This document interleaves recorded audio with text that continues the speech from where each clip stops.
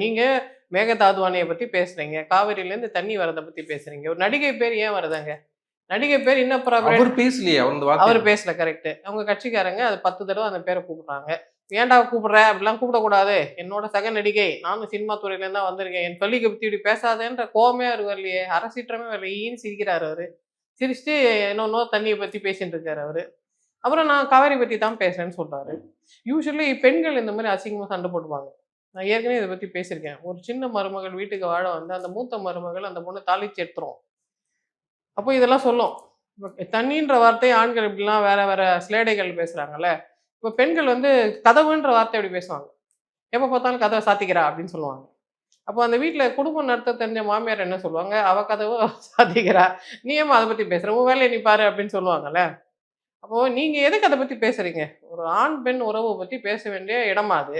அதான் உங்க வேலையா?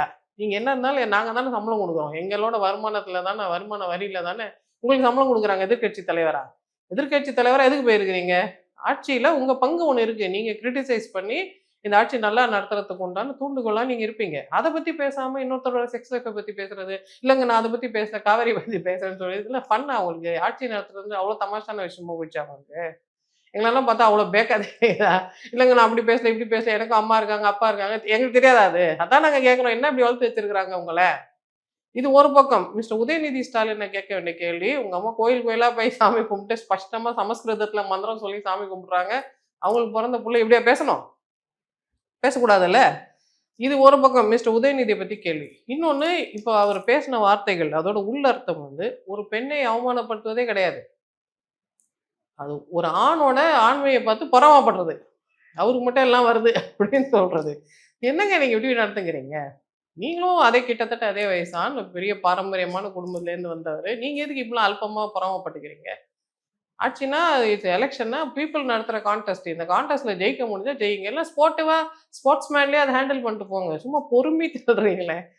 கையறு நிலையில இருக்கிற ஒரு பெண் மாரி ஏன் பொறுமை தள்றீங்க? ஆண் மாரி நில்லுங்க, செய்து காட்டுங்க. ஆட்சி எதிர்க்கட்சி தலைவருக்கு எவ்வளோ பெரிய பதவி இருக்கு. அத செய்யுங்க. சும்மா இன்னொருத்தர பத்தி இந்த மாரி புரணி பேசினே இருக்குது. அசிங்கமா பேசிட்டு இருக்குது. அது ஒரு ஆணோட இயலாமையோட உச்சகட்டம் இல்ல. அது உங்களுக்கு இருந்தாலும் ஏன் வெளில சொல்றீங்க? அத டீல் பண்ணிக்கோங்க. 3வது இது வந்து ஒரு பெண்கள் பிரச்சனைன்னு நீங்க சொல்ட்டீங்க. Outraging the modesty of woman in public அப்படின்ற அந்த கோட்ல நீங்க கொண்டு வந்துட்டீங்கன்னா, அந்த கோட்ல நீங்க தப்பு செய்தாலும், நான் தப்பு செய்தாலும், யார் தப்பு செய்தாலும் என்ன தண்டனை குடுக்கணுமோ அத குடுக்கணும் தானே! நீங்க பாட்டுக்கு ஊர்வலமா கூட்டின்னு போறீங்க, கூட்டின்னு வரீங்க. என்ன நெனச்சுட்டு இருக்கீங்க? பொம்பளைங்கன்னா அவ்வளோ கிள்ளிக்கிறியா போயிட்டோமா நாங்க? எங்கள பத்தி ஒருத்தன் தப்பா பேசுவான். நீங்க அவன கொஞ்சுவீங்களா?